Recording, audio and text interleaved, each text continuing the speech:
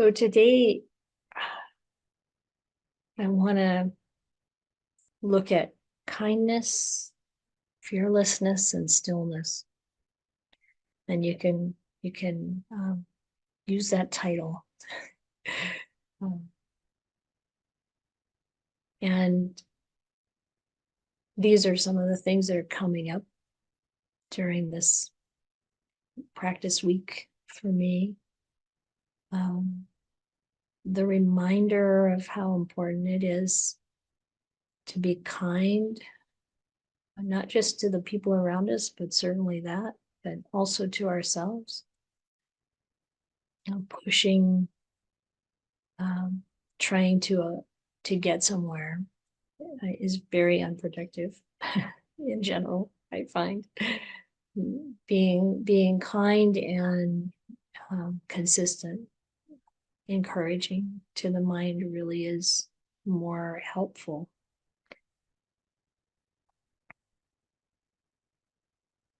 And there needs to be a level of fearlessness. One of the things Ajahn Ghana said to us, bhikkhunis, is don't be afraid of anyone. It's a really useful reflection on where do we have fear, and maybe sometimes in ways we don't really identify it as fear, but some dukkha will help reveal it. And I'll talk more about that in a minute, all of these actually. And then of course, stillness. Here in the retreat mode, which if you're unaware of how it is for monastics to be on retreat, it's not really like retreats that you might go to where everything's set up in a way that you don't have to really worry about anything except your practice and maybe a small chore or two.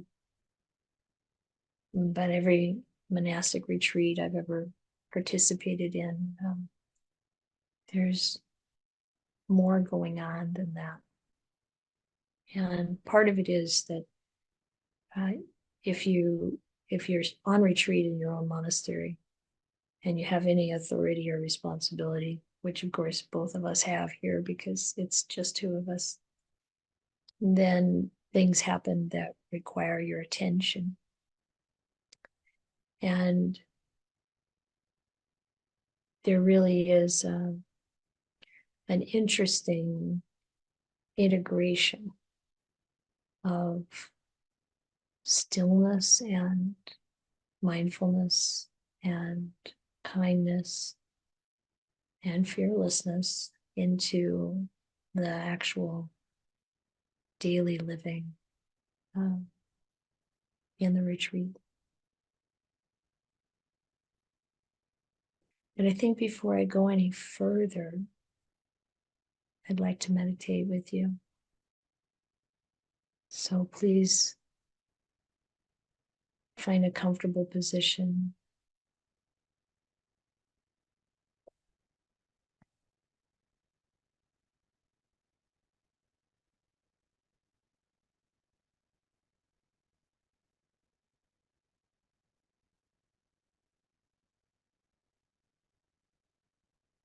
And being comfortable is one way of being kind to our bodies, to our minds.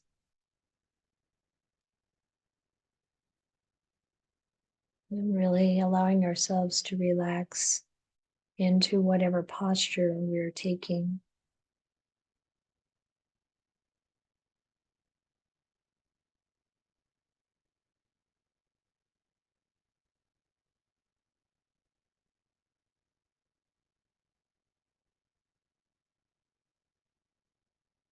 Sometimes we're so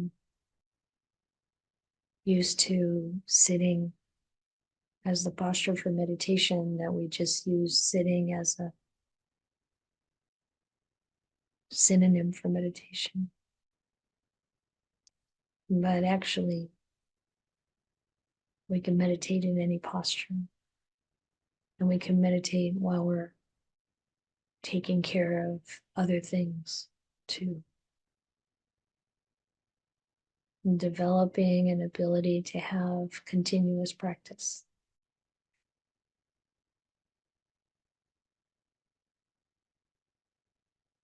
So as we settle in and place our attention gently but intentionally on whatever object is conducive to the situation for you at this moment. Maybe it's your breath. That's certainly my most used meditation object. And is probably the one, well, it's certainly the one I've heard about and heard being taught about, and the one I have taught about most. The breath is always available. If the breath is not available, there's no meditation, your body is gone. So it's really convenient, but of course it's also powerful. So maybe you're settling on the breath.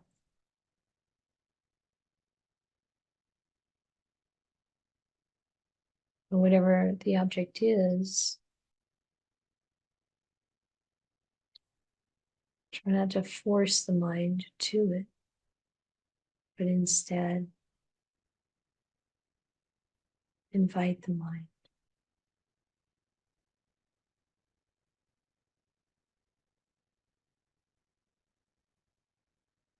Invite the object, however you want to look at it.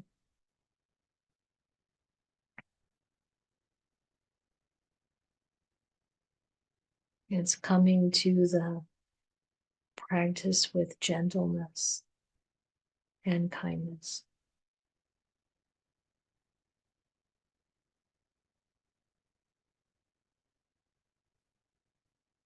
And we also want to be letting go. And one of the things to let go of is our expectations. You know, when we start to meditate, we don't really have any idea what's going to happen. Actually, if we're honest with ourselves, we don't know what's going to happen anytime.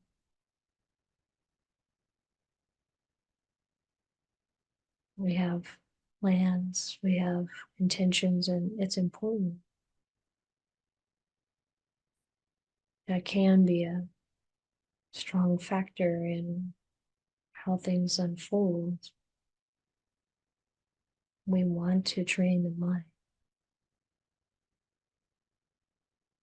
But there's so much that's not within our control. And that's where we need to let go. Well, we also need to let go of everything else eventually. But for now, we continue to make use of what's beneficial to use. The Dhamma, the techniques for meditation that we've found helpful.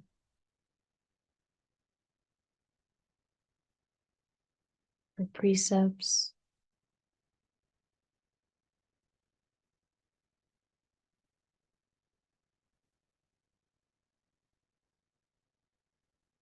Factors of the path.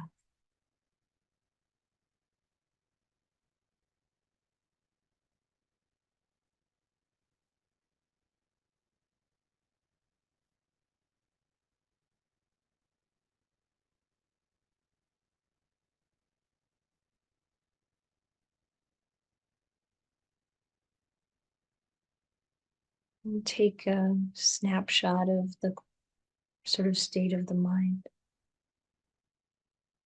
If it is experiencing kind of malaise, then bring something in to gladden the mind, to lift it up, to brighten the mind.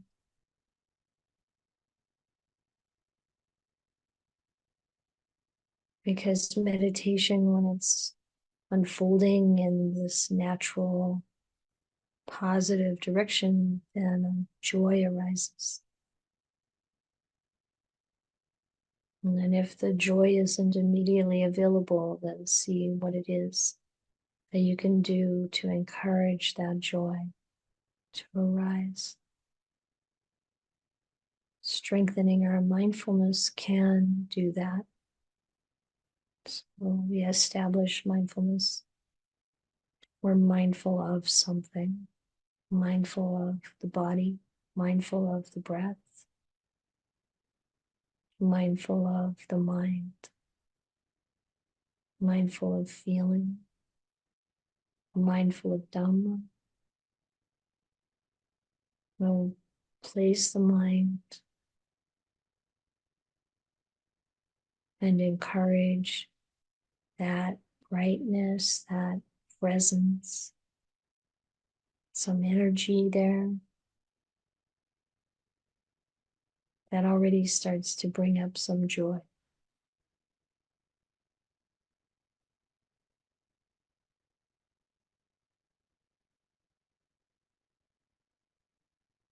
We want the mind to become still, but we don't want the mind to become dull.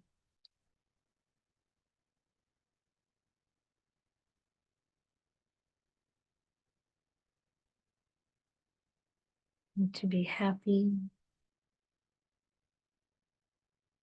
noticing pleasant feeling in the body.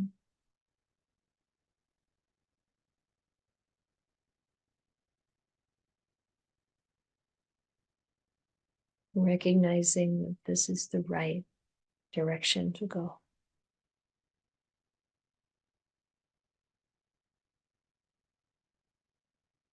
Joy, happiness, kindness, gentleness,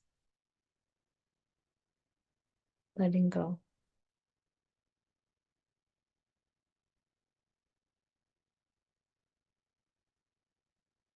Letting go of the negativity, letting go of the obstacles, but maintaining that mindfulness with our meditation objects. Maintaining wholesome states of mind.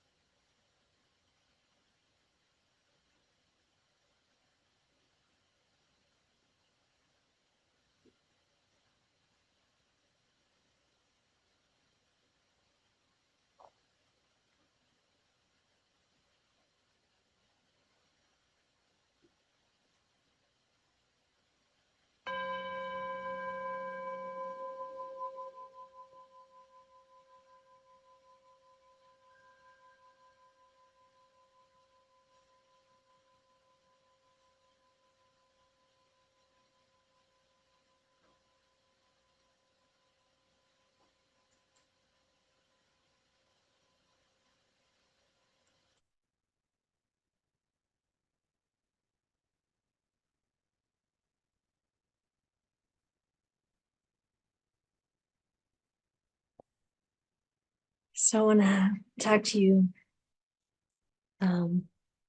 share some thoughts on kindness and fearlessness and stillness.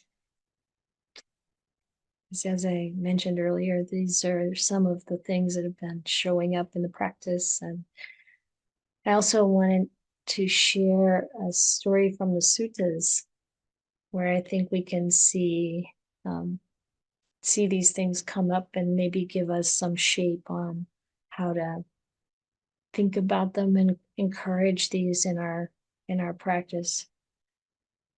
So this story is about Anuruddha, who's one of the Buddha's cousins. And we've covered a number of suttas where Anuruddha is the main character in the past. And if you haven't had any experience with him, you might run across him if you start to get into sutta study.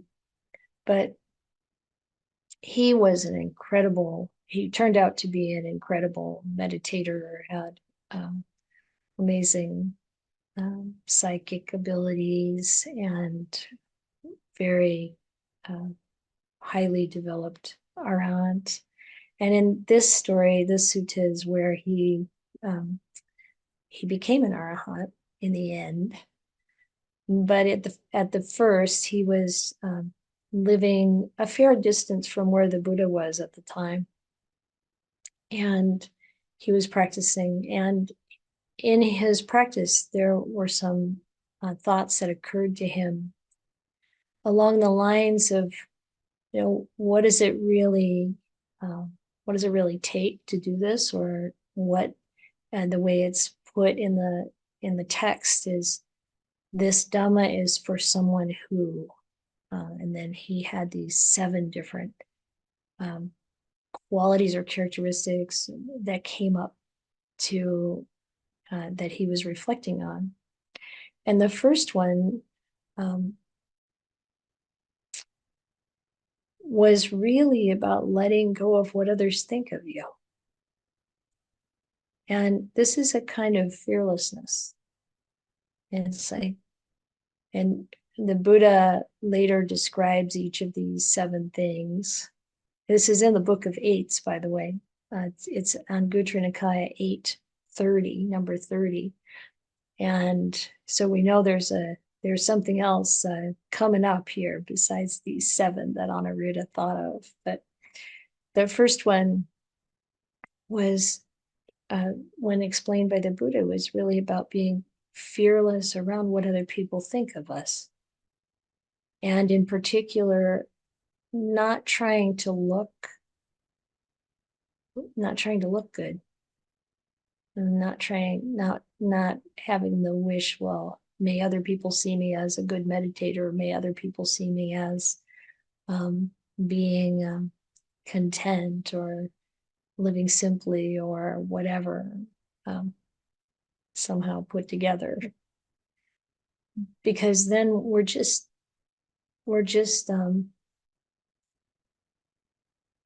focusing on looking good rather than on being good.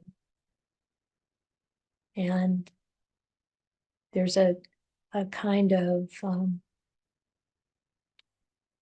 self-criticism there that we're not good. And somehow what matters is what other people think we are, which is really just all around the self.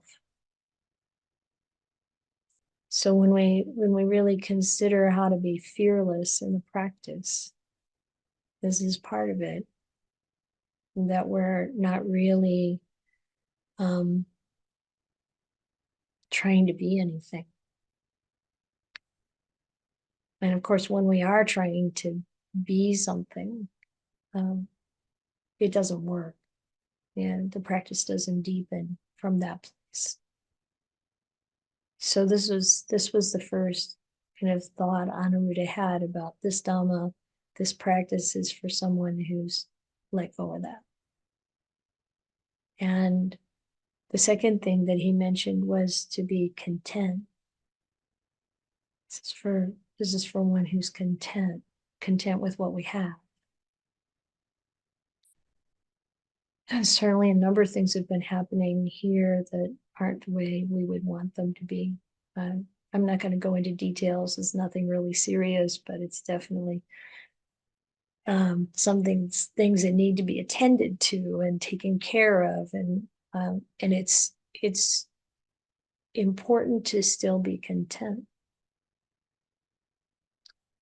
Well, when the Buddha talks about it later in the sutta, he talks about being content with our requisites, being content with our food, being content with our clothing, our shelter, our medicine. But really, it's about being content with whatever, because none of it's ever perfect. No conditions are perfect. And if we have a mind of blaming whatever else might be happening, whether we're blaming people or conditions, we're not going to make much progress. We have to turn and look at ourselves and work with our own mind and be content as long as there is sufficient basics. And then he talked about turning inwards, seeking solitude rather than interaction with others.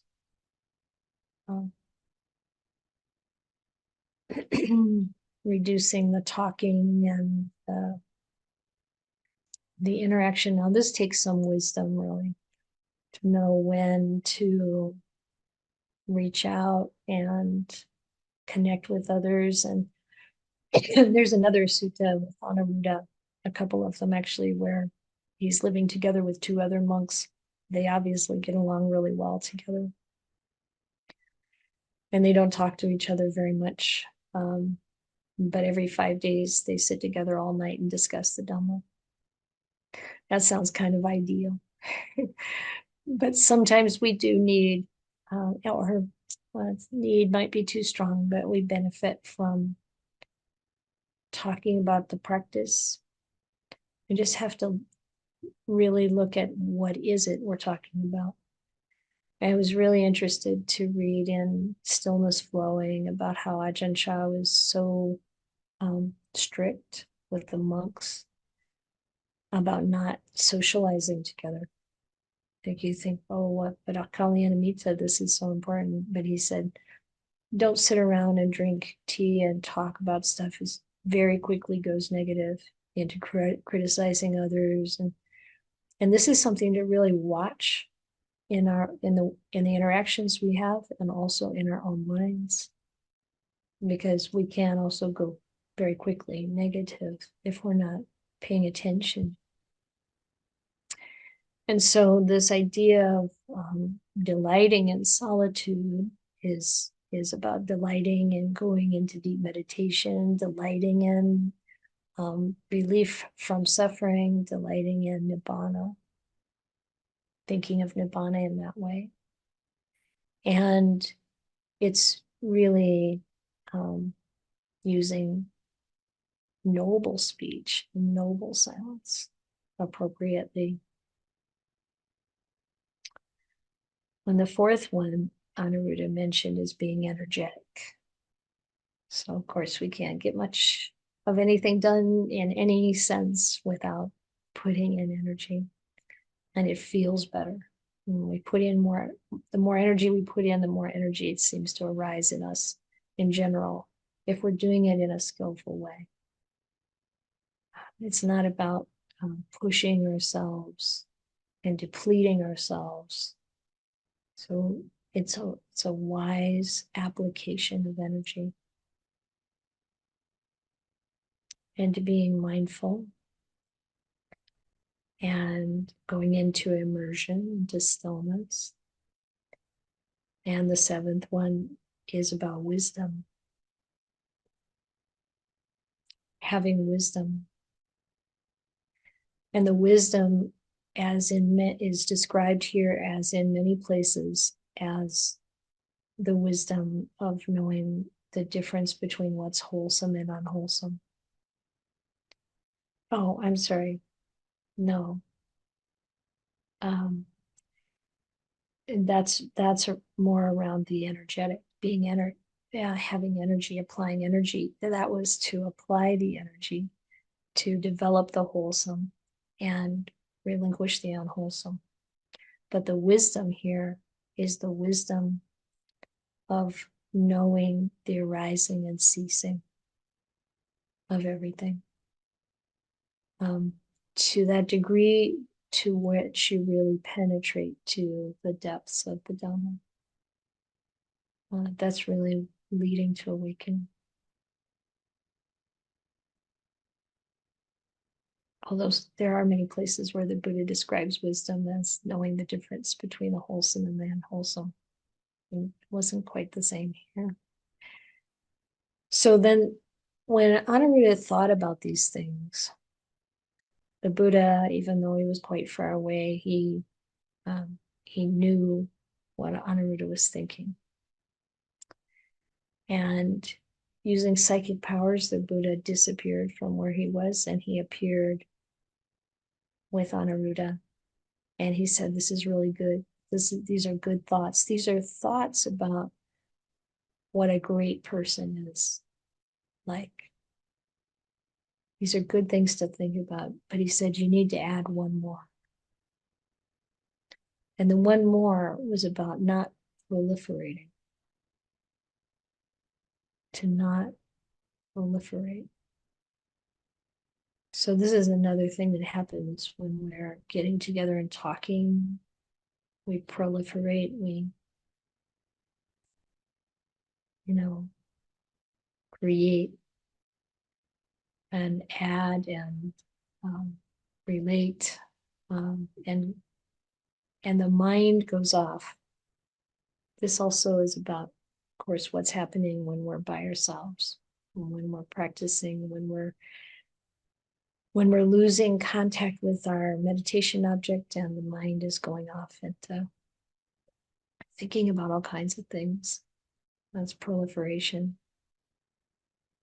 And it's kind of interesting in the commentary at this point, it talks about non-proliferation as really being the inclination towards Nibbana. Since Nibbana, there's no proliferation. There's no, it's finished with that. It's still, it's calm, it's complete peace. So you can think of proliferation as, there's a kind of an agitation there, or a movement, a wanting, a seeking, creating. And of course, there are times when creating is important, valuable, and wonderful. But when we want to calm the mind, when we want to go deeper into understanding the Dhamma, knowing it and seeing it, we don't want the proliferation of the mind. It keeps us on the surface. It keeps us busy, agitated in a certain way. But when the mind becomes more still and there's no proliferation, then there's the opening for the Dhamma to arise, to see what has not been seen before.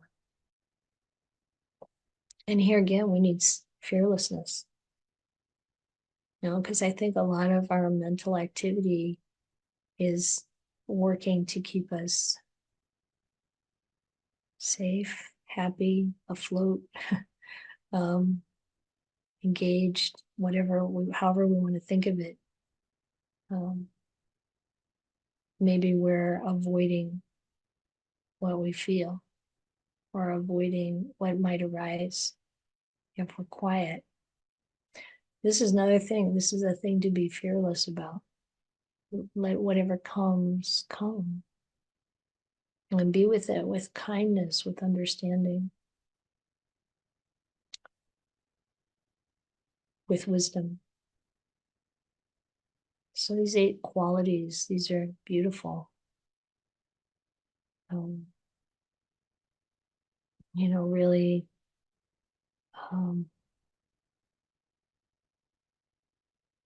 knowing when it's important to care about what someone else thinks and when it isn't. Not the puffing oneself up or trying to look good. But if we're, thinking about our moral virtue, for example, and we care about what a wise person would think of it, maybe our teacher would think of it.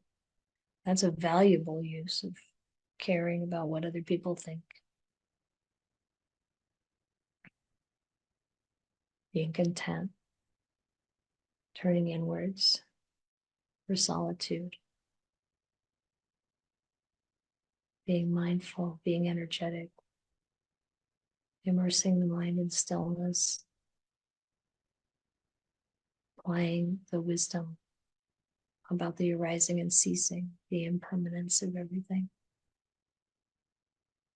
and not proliferating.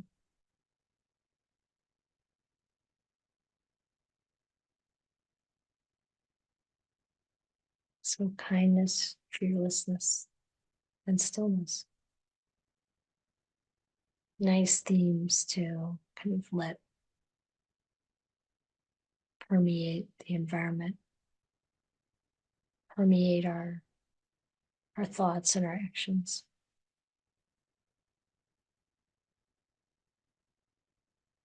And now I'd like to invite any questions or comments.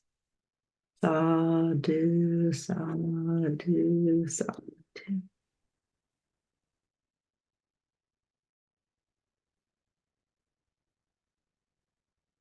Yes, Holly. I like the three things. I was pausing on the connection between fearlessness and letting go. You had the three things, and then when you talked later, the third thing sort of temporarily morphed into letting go, or at least that's how it sounded to me. And I seem to have a relative ease in letting go of things, part of myself, part of who I was, things that I have, places that I live. Although I love them while I have them. I thought that was interesting to partner fearlessness with letting go. I think it's to be fearless about letting go feels really central in my life, and a place where I get a lot of freedom and lightness. And I would love to hear any words you have on that. Yeah. When we're afraid, we're holding on. We're trying to keep things in a certain way, keep things the way they were, or try to get something to be different. We're afraid of what's coming. And we're, and when we turn to really letting go of that, the fearlessness arises. Sometimes fearlessness arises because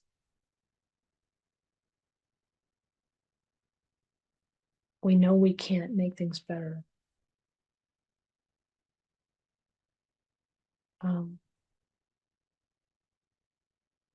The examples I'm thinking of are quite strong, and I'm not sure I want to bring that energy in right now. But I see a lot of it in the Therigatha, the stories of the enlightened nuns, and where they're fearless really because of the abuse they've experienced. So without going into a lot of detail, it's like there's a point where sometimes the fearlessness rises up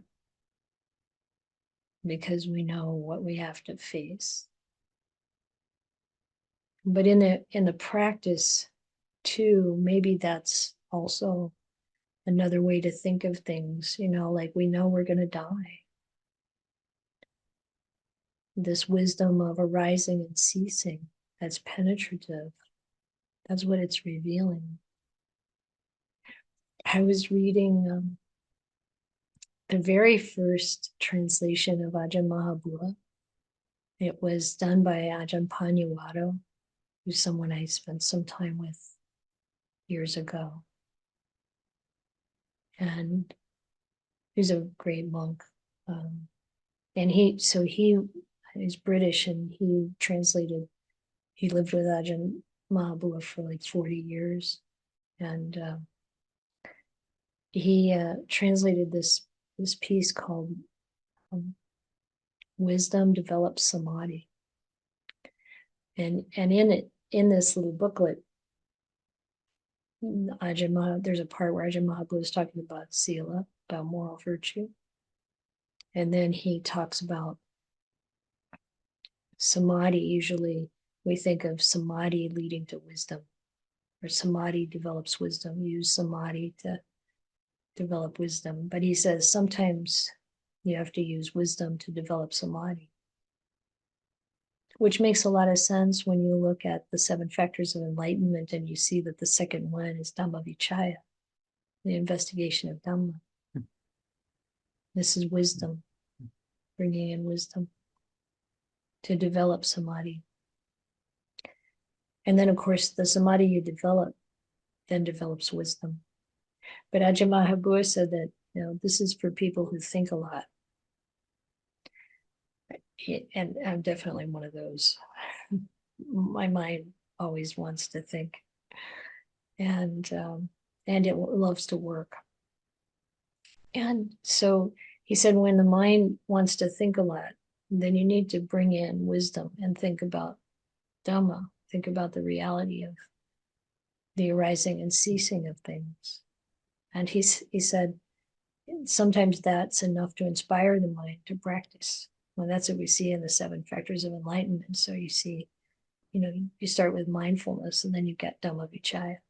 You're investigating Dhamma, and that brings up energy. It's inspiring. And then piti, so it's. But he said sometimes the mind just doesn't lift up. He said, and then you have to scare it with the reality of Dhamma. I was thinking about that, okay, we scare the mind with the reality of death, scare the mind with the reality of illness, aging.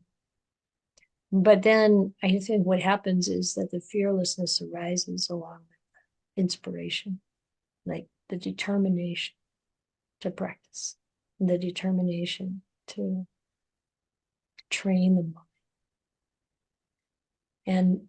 And it's like, even though there's that kind of frightening the mind, frightening the chitta, he says, frighten the chitta, we can be kind.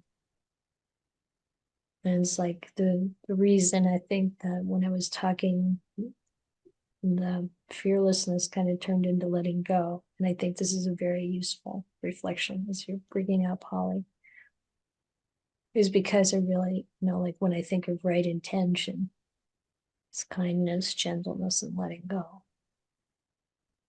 And then when I really scratch beneath the surface, and go deeper, there's a fearlessness there. It's like, we're going to do this no matter what ideas or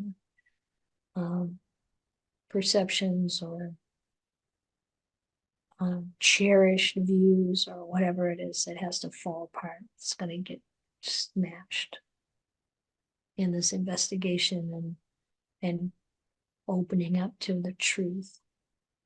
Bring it on. It's like there's a fearlessness there. This is really relevant, especially given the past 6 months for Gene. His accident, falling into a mesquite bush, 6 months of infection, severe concussion, and moving. And he's a slow percolator thinker. And we've been reading Analayo's book on different old age sickness, mindfully facing old age sickness and death. And what you're saying is so supportive for me for supporting Gene, as well as my own work. Thank you.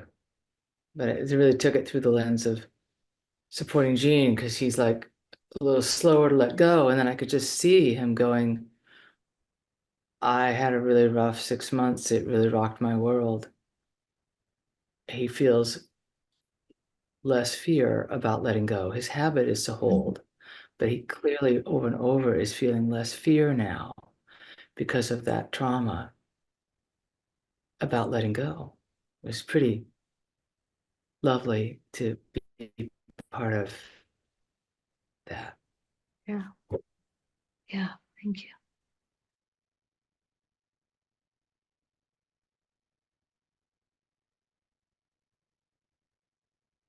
Nobody wants to be traumatized. And we live in a traumatic world. And we want to take care of our mind and our body as best we can.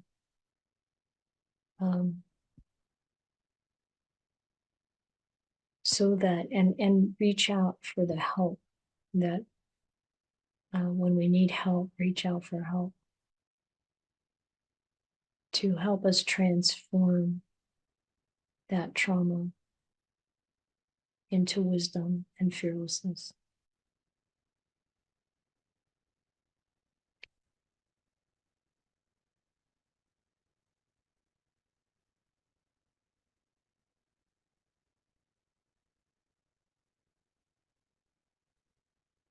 Anyone, any other comments or questions? Complaints are also acceptable.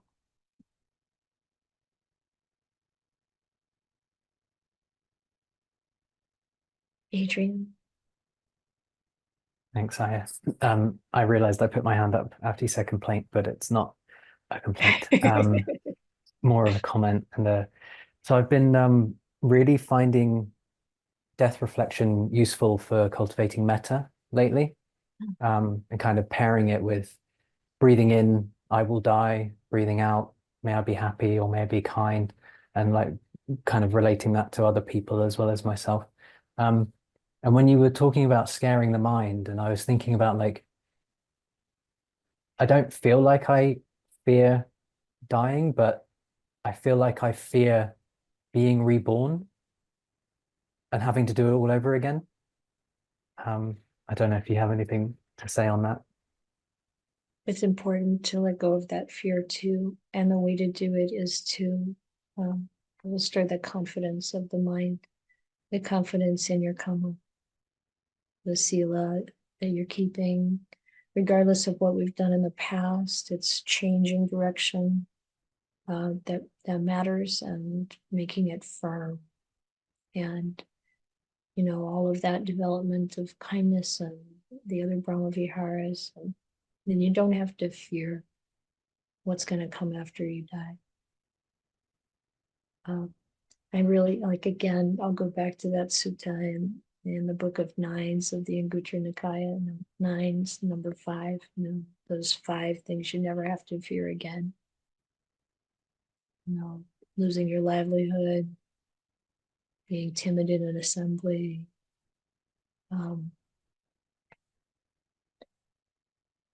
getting a bad reputation, death, or what comes after death. And it's because of these 4 powers that you develop. You develop the power of wisdom. So that's a spot where it is described as knowing the difference between what's wholesome and unwholesome. And the power of energy to actually do the wholesome and let go of the unwholesome. And the power of blamelessness. So living a really virtuous life where you don't care what people think, but you care that you are good. You're not just looking good. I know you know all this, Adrian. This is not to like get you on the rails. You are on the rails. and then having to cultivating favorable relationships, maintaining favorable relationships. And this is our Kalyanamita and our amazing advanced developed teachers all the way to the Buddha.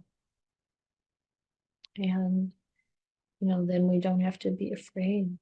So we sometimes, of course, even our body, fear will arise in the body because it's conditioned into us for all of evolution, That's part of what keeps us safe. We run away from danger. We withdraw from danger, and we should withdraw from danger. That's wise. It's wise to protect yourself against getting COVID, for example, when you're, within whatever feels reasonable to you. But it's wise to stay away from people who are doing wrong things. It's wise to avoid dangerous activities because you need this body and mind for practice. Don't do stupid things. Usually for fun, sometimes for fun anyway. And it's like there are things that are important to avoid, but we don't have to be afraid. And when we're afraid, sometimes, like I said, it just comes up in the body as the body reacts to these things. But we have it, the mind is separate from the body, and we have to remember, like, the Dhamma, and bring the Dhamma up in the situations to know, what should I do? What's the wise course of action here?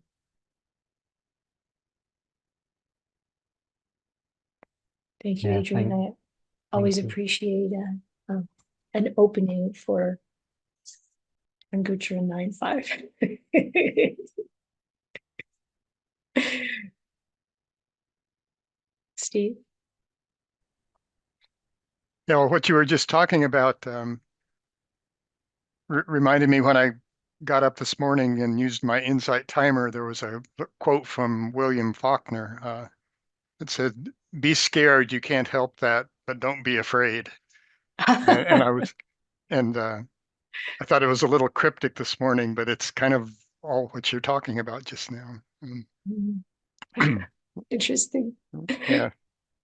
Um, and the number one of Anuruddha's qualities, not caring about what others think of us, as interested in the line between we don't do things that the wise would later reprove, like but then not not being concerned about what others think of us. It's kind of a maybe a fine line there between who you care about, whose opinion you care about. Yeah, actually, it should be a really fat, big line. It's not a fine line. I'm actually looking up the sutta because the way that it's said in the sutta is different from. I was describing it based on the Buddha's description later. Because so after the Buddha leaves Anuruddha, he goes back, he gives the monks who are living where he is living a Dhamma talk about this. And the way that Anuruddha talks about it is being of few wishes. And the way the Buddha talked about it is don't wish that I'll look good or I'll be seen as one who has few wishes. And he goes through all these other things. Don't think, I want people to see me as content. I want people to think I'm mindful. Like I'm being mindful so someone will see that I'm mindful. And actually it's important to bring this out because depending on situations we're in, we're often pressured to try to look a certain way. Like you want your boss to see you as energetic and industrious. But are you really being energetic and industrious? And I can even remember, wanting to be accepted into a nuns community. worried about what the nuns were thinking of me because I wanted to be accepted. And it didn't work out anyway. It's like better to actually be so real with ourselves and letting go of that whole facade of self to the degree we can. And then caring about what other people think of us. It needs to be, like I said, a really fat line. We care about what the wise think of us and the fools forget it. If people are evaluating us based on, worldly criteria, that's not what's important. What's important is Dhamma. If we're in alignment with Dhamma or not. Yeah, thank you. Thank you. Joni? Yes. What you were talking about, that phrase of scaring the mind, resonated with me. About 2.5 years ago, I almost died, and I wasn't hospitalized for COVID, but it was in the height of COVID and the overwhelm of the hospitals and nursing staff, and they couldn't separate the wards of people who had COVID and who didn't have COVID. So, well, I should probably make this story shorter. But it goes to it's actually kind of hard to talk about. It goes to the thing of scaring the mind, and it's like scaring the mind. To me, what resonated with that was this experience and the scaring the mind to surrender, because that's what happened.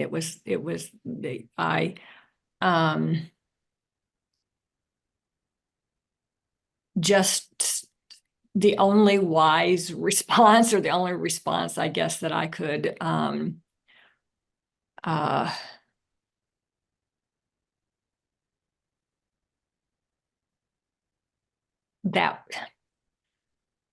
so hard to express. I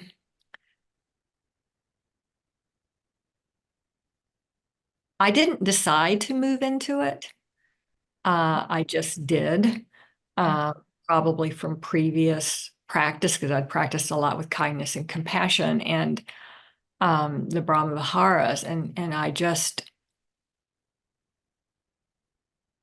it wasn't a conscious thing. I don't think I was consciously thinking all that much at that point, but what arose in me was just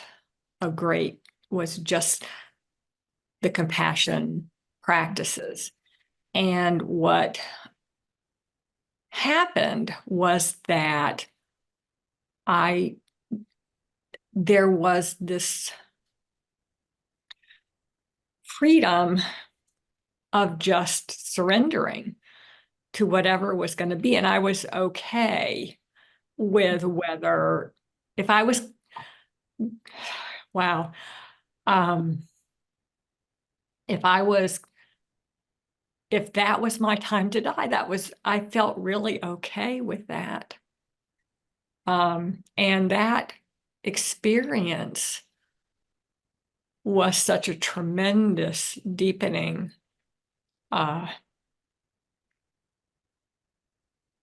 experience for me. But it just reminded me too about that's because that's what happened, is that fear, that like to me, it resonated as, scaring your mind into surrender, to that, because that's the only reasonable response. in a sense. I mean, again, I don't know really how to express it very well, but Well, you're expressing it beautifully, I think. oh, thank you. I don't talk about it very much. A lot of people don't. When I've talked about it, most people don't understand what I'm talking about. So, and they just look at me like I'm kind of nuts. But so. Yeah, I think a lot of times people haven't had the experience, they can't relate to it. Yeah. And talking about it to people who don't understand kind of seems to trivialize it. But you know how deep it was. And there are a number of elements in what you're talking about that are very common in what helps people awaken and really turn to the path. So that kind of scaring of the mind is like, that's why the Buddha calls these things heavenly messengers. It's because it really shakes us up. And when we're really facing death, then in your case, fortunately, there was a lot of practice. And I don't mean that this also happens for people who have never heard about the Dhamma. I mean, you know, there's something that can arise from inside to face this moment and really let go. And it's a tremendously powerful experience. And you know the value of it. And it's feels to me like such a blessing that you lived through it and now you've got this opportunity to practice and with that knowledge. There was such freedom in it. Mm-hmm. Yeah. Yeah. It's good to bring it to mind. Remember that feeling of freedom, because what happens until we're fully awakened is that our habits are still there and the mind goes into fear again. Goes into, its reactions. The body, of course, has its reactions because the body will react with fear, with whatever. And we need to know that that's okay. It's okay. Doesn't mean we're not practicing well. It's just the animal reaction.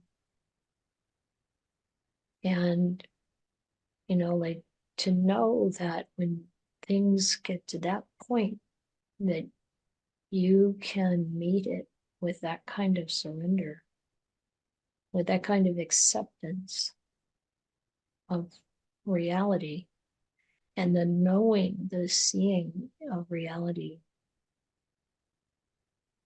That's fearlessness.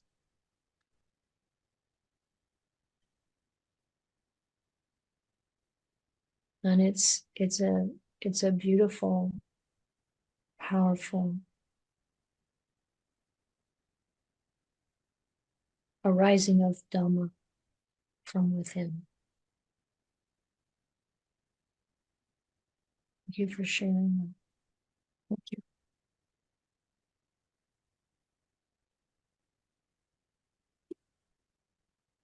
So the time has gone by.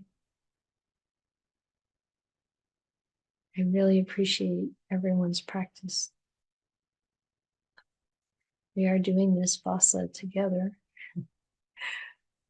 And I hope it's going well. Sometimes when you're in the middle of it, it may not look like it's going well, but it's really going well because there's all this opportunity for development. Otherwise, I hope you have a really wonderful week, full of good Dhamma practice. Take care.